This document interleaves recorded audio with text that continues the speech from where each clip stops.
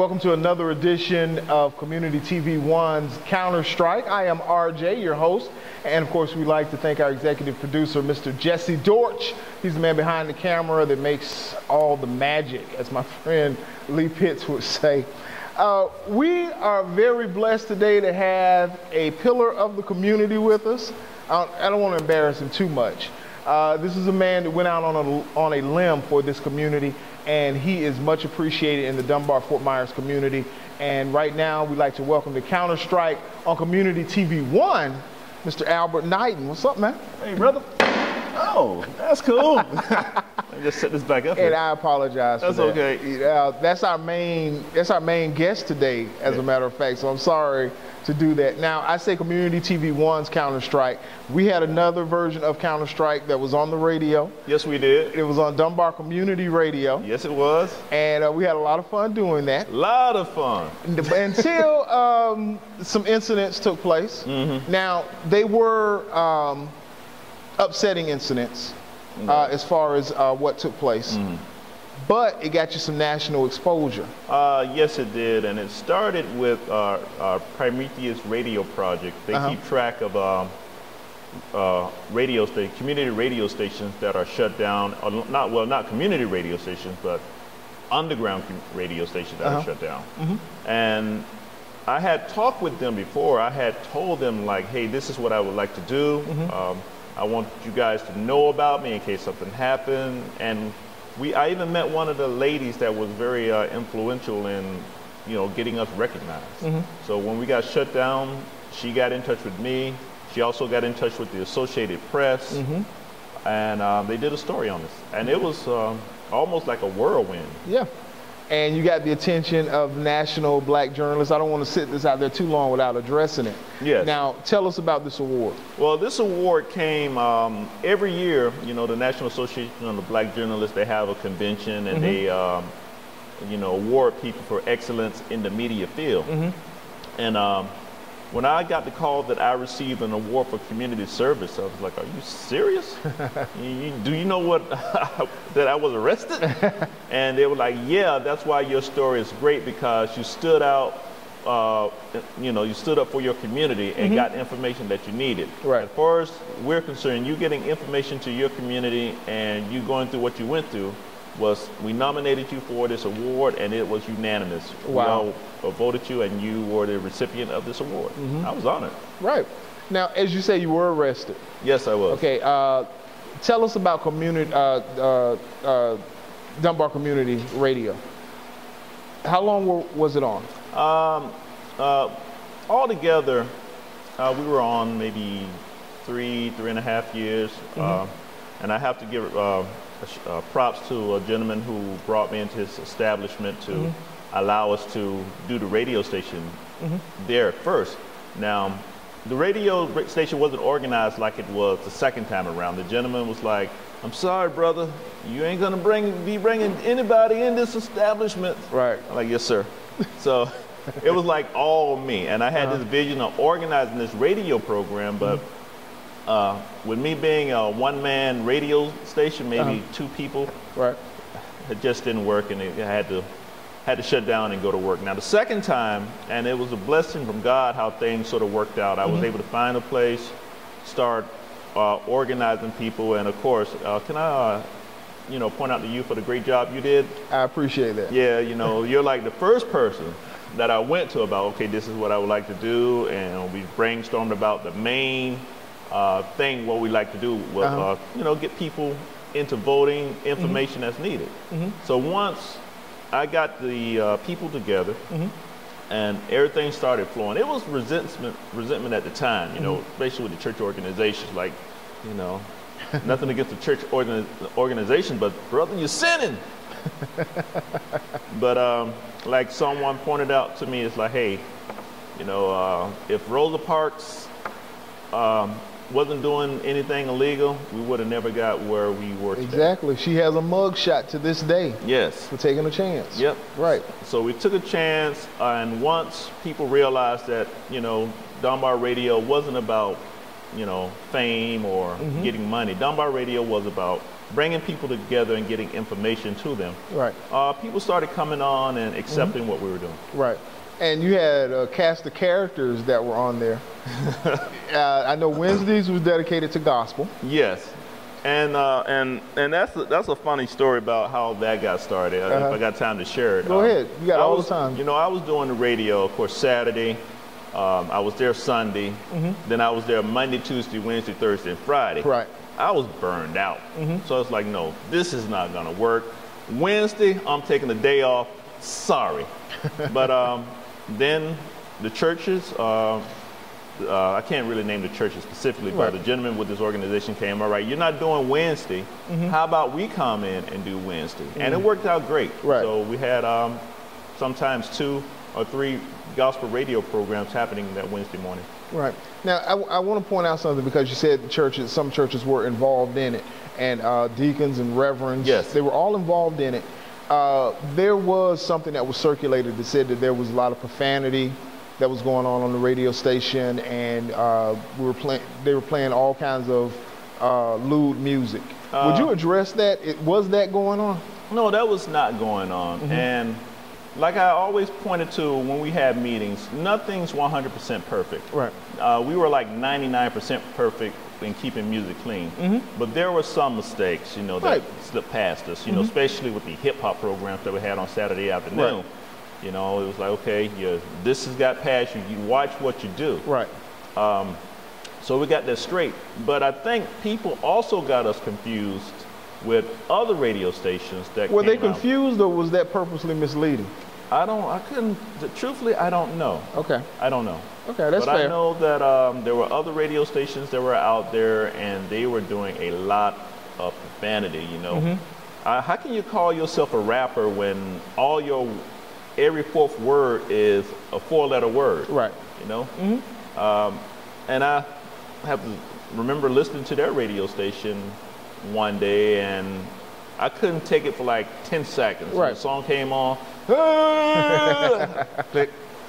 Now, when you were arrested, and I know we talked, and you said you wanted your Joe Clark moment. You wanted the crowds in the street when you walked outside. And I think that would have been nice. But you did have an outpouring from the community when the radio station was shut down. Yes. So how did that feel, knowing that there were so many people out there that you had made an impact on? That felt good. It took me by surprise, because, you know, the works that we were doing at the radio station was for the people. It wasn't to, you know, benefit me, per se. And when people were like, I missed the radio station, I can't believe the radio station is gone. Even heard people, when they heard that the radio station, when I was arrested, they even cried. Yeah. So it was like, wow, so we were doing what we were doing. Our point was getting across, and we just needed a little more time. Right. But, you know, things happen, and I think things sort of will play out in the end, work out in the end. I want to address, so that for full disclosure, my role with the radio station. I was accused of being a co-owner with you. That was never the case. And of course, I wouldn't say it until after the case was resolved, because I was not going to distance myself from you at the time that all this stuff was happening. I did have a radio show on there. I felt like it was pretty popular. It was outstanding. I always told people that, you know, when, of course, you were loved and hated. You were loved to be hated. But you served the purpose of getting people's attention. You know, the more they heard you, and even if they did not appreciate what you were saying, they came back, and eventually they got the message. So you did a great job. I appreciate that. I just want everyone to understand that I did have a part in that. So I am very much pro Dunbar Radio. However, we have to admit that it was illegal. Yes, we have to admit that. We did it in the wrong way. Now, there were a few people that were critical, because you got so much support from the community. They felt that, okay, he's getting this support from churches and all these different people. What about the everyday brother that goes to jail also? What about him? So in other words, they were equating you with the drug dealer the person that breaks into homes, Right. Or the person that may be out there doing some stuff that they have no business doing. Now, we have to take a quick break. When we come back, I want you to address that. The difference between yourself and a drug dealer. I can do it. If you don't want to talk about yourself, I can do it. Okay. But I want to hear from your perspective. I shall. Okay? So we'll be right back in just a minute. We're speaking with Albert Knighton, the recipient of this award. This is heavy, man. Yeah. The NABJ, National Association of Black Journalists. Man, I'm so proud of you for receiving this. Thank you. I honestly am. Community Service Award presented to Albert Knighton, June 24, 2012, and he was in Nolens. And I'm sure he had a good time. We're going to ask him about it when we come back with more Counter-Strike on Community TV 1.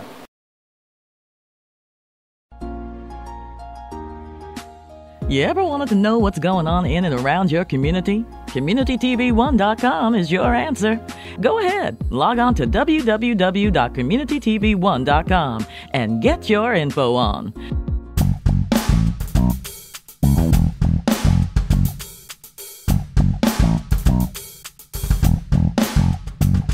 And welcome back to Counter-Strike on Community TV 1. I am your host, Ron R.J. Jenkins, and I am speaking with the former executive producer of Counter-Strike on the radio, Mr. Albert Knighton. He is the winner. I'm going to show this. I got to keep showing this. Of the Community Service Award from the National Black Journalists Association. He's the recipient of that award for this year, and that's because he made a giant sacrifice for this community. You took a chance. Took a chance. Now, I got to say this. We had always said, and I say we, that when the FCC, if we got a complaint from the FCC, that you would shut down. Yes. That opportunity wasn't given. Do you know what happened with that? Why didn't? Because what normally happens is you get a cease and desist order from the FCC, yes. But those channels weren't, you didn't have a chance to say, okay, I'll shut down. Right, did not have a chance whatsoever. Apparently someone started making waves, and from what I understand, this person went to everyone who had an ear about what we were doing at our organization. The funny thing about it was he was on the program. And asked to be on the program several times. Asked to be on the program because he felt that there needed to be a different venue. If the person had a legitimate venue, we could have worked him in. But he did not have a venue. He had a gripe. Exactly. And it was like, no, that is not the purpose of our radio program. I mean, if you had something to talk about it. But there was like, you just want to go after people just because. Right.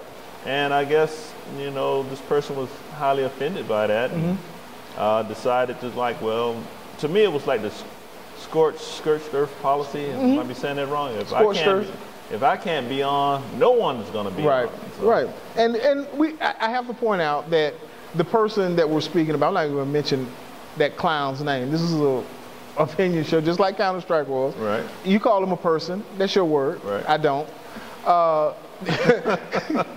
When this person has zero credibility with anyone within the community. Right. That's what was so sad about this whole thing.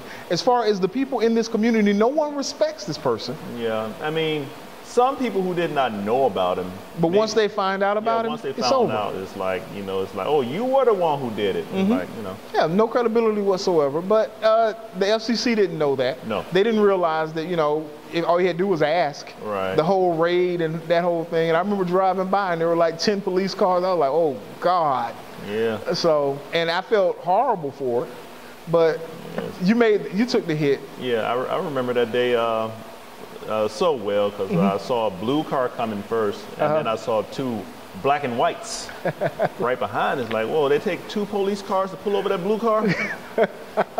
Next thing you know, a couple more police cars came from the other direction. It's like, whoa, man, they really gonna get somebody. Yeah, you would have thought that they were after a serial killer or a major drug dealer or something. Yeah, you know, I was waiting for SWAT to come. And of course, I was personally accused of being involved in that whole thing. And like I said, I wasn't going to distance myself, but I won't say what I want to say. Well, yeah, you were there, hey, so it was great. We'll let it go. Right. Okay, but your political persuasion. What are you? Republican, Democrat? I want to nail you down on this right now. Okay. Well, because I never got a chance to be your co-host on the show. Right. You wouldn't, because you didn't want them doing drive-bys. I understand. No sense in them hating both of us. Yeah, there's several times on the program I had to look out the window. It's like, okay, shall I tell them to duck right now? But my political persuasion is Democrat. I lean more Democrat than anything. Okay. And it is because, you know, my views that I am for the working man. And Republicans aren't? Republicans are for the business owners. Okay.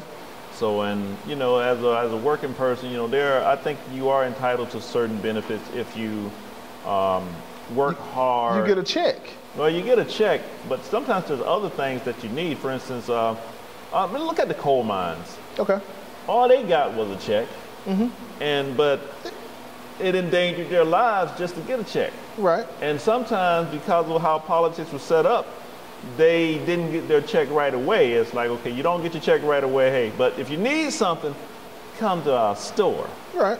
And of course, you know what happened after that. You know, their check went to the company store. You know. But we have things in place now that stop that. Thank goodness. Now, if we don't have, if the owner does not see the benefit in making a substantial profit, why would an owner start a business to hire a person in the first place? I think the owner should look, well, me personally, I think the owner should look at it, if he has a product and he's getting it out to America, he's serving his country by getting that product out and also making sure that his employees are not only receiving a check, but also receiving benefits as part of serving his country. Why should that person who is the employer, why should he have more responsibility than to the country than the person who is the worker?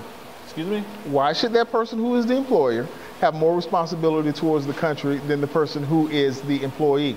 I'm not saying because you're saying that he owes it to the country to give that worker these things. Because this is America, and we want to make sure America remains great. And so that worker has a choice. They can go work for someone else if they're not getting what they want. The free market would make the decision about who gets hired or where you work, wouldn't it? If I'm offering better benefits at a fairer price, then I'm going to get the best workers.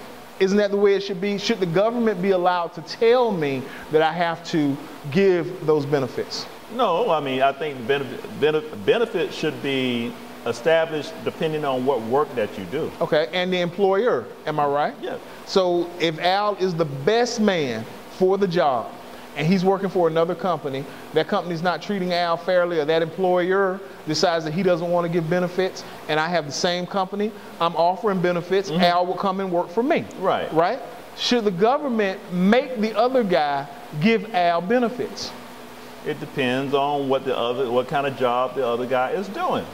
I mean, for instance, bus drivers. You know, that's a government job. Yeah. So they should have benefits. Why? Well, because they're... As a taxpayer, if I have a job where I don't have benefits, why should my taxes go to support someone to get benefits? Well, for one thing, being a bus driver can be a stressful job. I agree. So you want to make sure that you have medical benefits for the bus driver, because stress can take a toll out on the person. You know, how's your heart? How's your liver? How's your psycho from working with those kids? Yeah. Let me get you to the doctor to make sure you are okay. If you need any help, we're going to make sure you're great so you can continue being a bus driver, because I think you are an excellent employee. Okay. Now, what does that do as far as motivation for the everyday person? And I'll put it to you this way. If you can get the same benefits being a bus driver as you would get as being, say, an engineer, why should I work to be an engineer? Why should I go through all that hard work when I can just be a bus driver and get my needs met? I don't think it'll be the same benefits. No, it won't be the same pay. But will the benefits be the same? The benefits may be the same. Yeah, you're right, the benefits will be the same, but yeah. So what happens to this great nation if people aren't motivated to learn more, to achieve more, because you will receive more, versus I can just go so far and get my basic needs met by the government. The government will make sure I'm taken care of. That's an area where it depends on the individual. Okay. You know, it's an individual thing. You know, I want to be an engineer because my daddy was an engineer, or I want to be a bus driver Not because my daddy was a bus driver, because, hey, it seems to be a good job that has benefits. Again, the taxpayers are paying for those benefits. Right. Is that fair? Should my taxes go to make sure that that bus driver gets benefits? It's not my fault that that bus driver dropped out of school, or that. And nothing against bus drivers, okay? So don't write community TV saying that RJ hates bus drivers. Yeah, But I was so close to a diploma. Exactly. So, but I can just not even work to get that diploma now. I can just be a bus driver and I can get all my needs met. Well, no, I don't think. For instance, I don't think you can just go any place without a high school diploma these days, and that's one of your motivations. You get your high school diploma, and then you can get a job. Get your college degree and you can get a better job. It goes up a ladder. But we're talking pay versus benefits. The government at this point is pretty much forcing employers to cover benefits for their employees. Should the government, again, be involved in that? Should the government have the ability to say, look, you have to provide this to this worker? Yes. We're going to talk about that some more when we come back. All right. Okay. Dunbar Community Radio Counter Strike. I am RJ, talking, of course, with Big Al Knighton, former, what should I say, owner, program director? Well, yes. The man who took the hit for Dunbar Community Radio. And we'll be right back. You ever wanted to know what's going on in and around your community? CommunityTV1.com is your answer. Go ahead, log on to www.communitytv1.com and get your info on.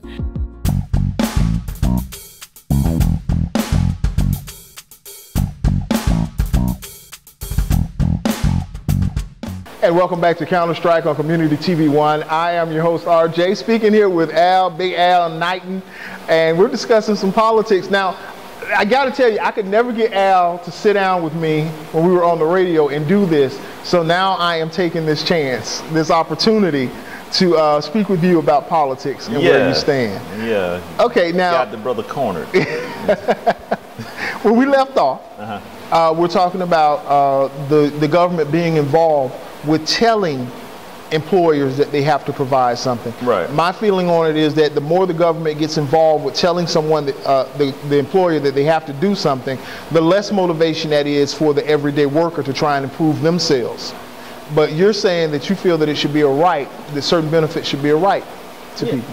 Why? Yeah, because if the government didn't step in and tell this employee to provide these benefits, there's no telling what the employer would do to this American citizen as far as, okay, I'll give you less. Okay, I'll give you that one. And let's say that there's some regulations that are okay, the 40-hour work week, fine with that, okay? I mean, or paying a person overtime for if they work over those 40 hours. Right. Okay, and I get that. I think that's fine. But when you start telling an employer that, oh, you have to provide medical benefits, you have to cover birth control, you have to do all these other things for that employee, isn't the government overstepping its bounds? I wouldn't say they're overstepping their bounds. Okay. I can't tell you why, but no. I mean, because these things are very important. Yeah, they're important. I agree with you. But should the government be in charge of telling them to do it? If you work for me and I'm not providing those things, then as an American citizen, you have the right to go. This isn't like it used to be. It's not slavery. You have, and we don't run the company stores anymore legitimately. The government or whoever will step in and hopefully shut those types of places down. Right. So why, as an American, you have the opportunity now to say, well, I'm not going to work for RJ. Al is offering those great benefits. I'm going over there and I'm going to work for Al. So why should the government, is it the government's place to step in and say, RJ, she wants those benefits, she wants you to pay for her birth control, you do it? I'm going to give you that one. Okay. I don't think they should step in and make you do it, but give you the option to do it and offer you, all right, if you do this, you get your tax breaks.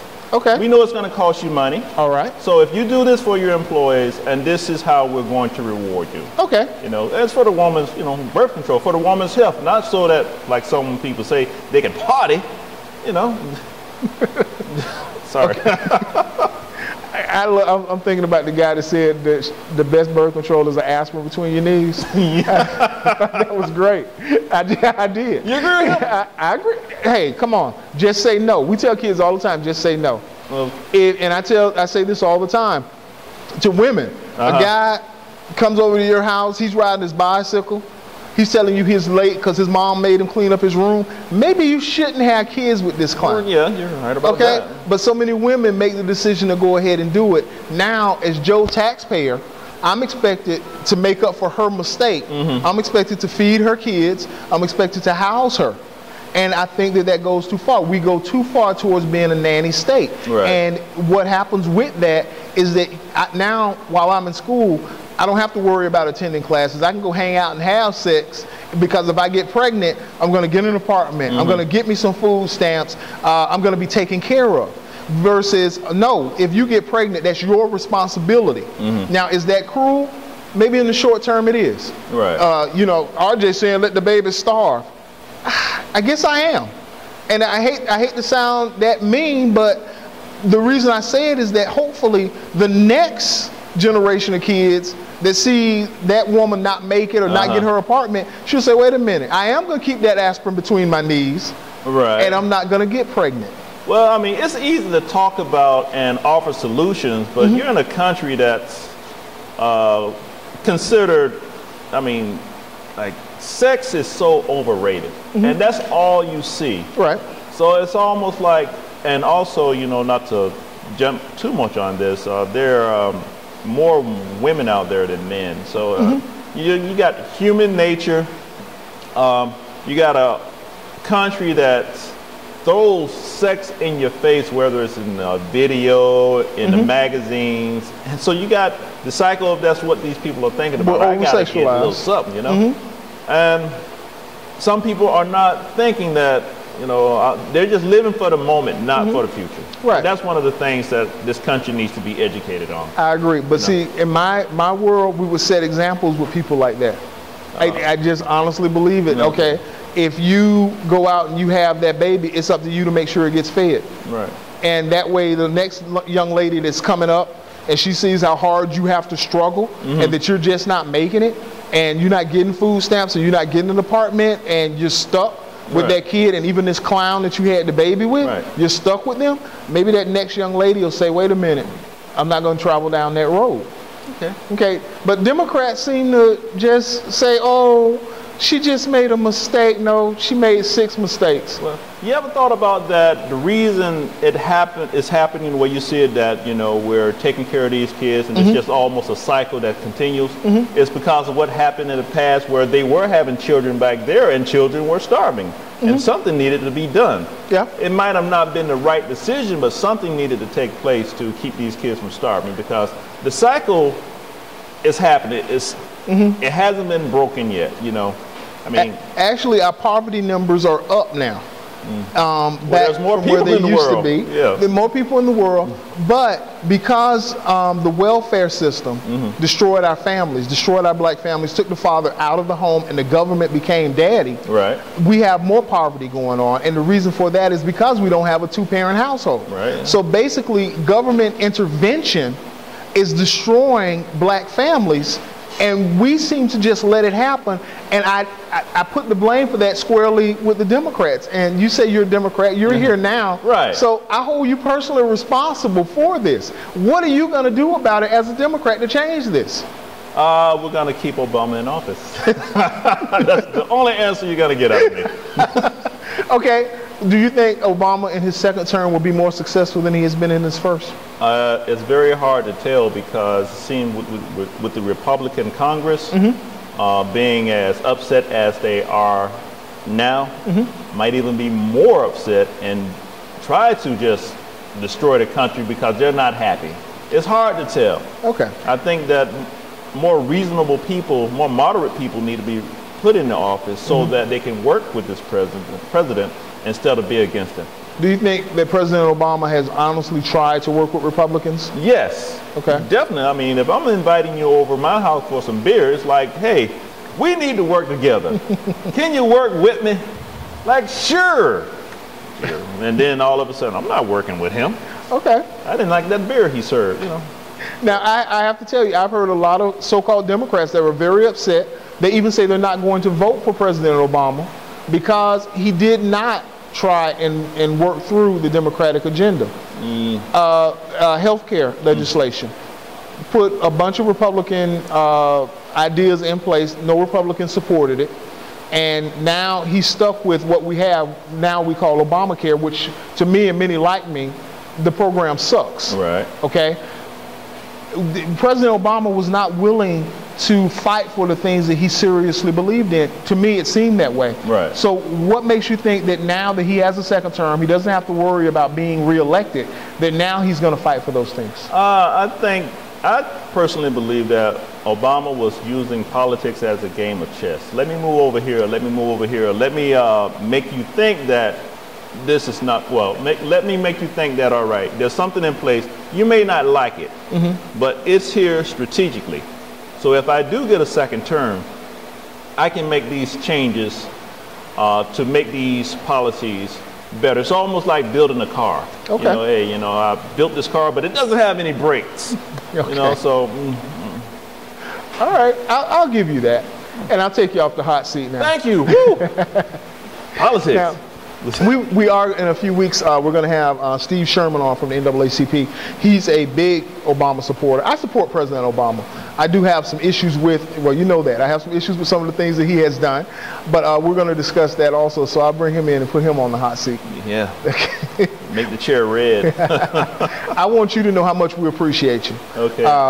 Jesse has said it. I'm saying it. I know that I'm constantly running into folks in the community that really appreciate the sacrifice that you made. We are all hoping and praying that everything's going to be okay. The fine that you had, can you talk about that and what happened with it? It was a $15,000 fine. We only have a few seconds. Right. A $15,000 fine. What happened with it? Well, I had to write a hardship letter to the FCC, letting them know that I did not have $15,000 and I'll never see it anytime soon. Okay. And they had 3 income tax reports showing that this fellow didn't make any money. Right. So they lowered it to a more suitable payment. Okay. Now, one last thing. What is your advice for someone who's thinking of starting an underground radio station? I will say that go through the proper procedures. You don't just want to start a radio station because you don't want to get in the situation that I've been in. You know, with me, they cut me a break. The second person that tries to start it here, they won't get a break. Okay. And I would like to say one more thing, that the radio station, as far as coming back, we want to get people to write the FCC about the importance of this radio station. So that's the next thing I'll be working on. Okay, sounds good. Appreciate you, man. Hey, thank All you. right, thanks a lot. Big Al Knighton right here on Counter Strike on Community TV 1. I am RJ. Of course, we want to thank our executive producer, Mr. Jesse Dorch. And remember, if you'd like to advertise on Community TV 1, get in contact with us. Let us know what you need, and we can fulfill it from web design all the way down to... You ever wanted to know what's going on in and around your community? CommunityTV1.com is your answer. Go ahead, log on to www.communitytv1.com and get your info on.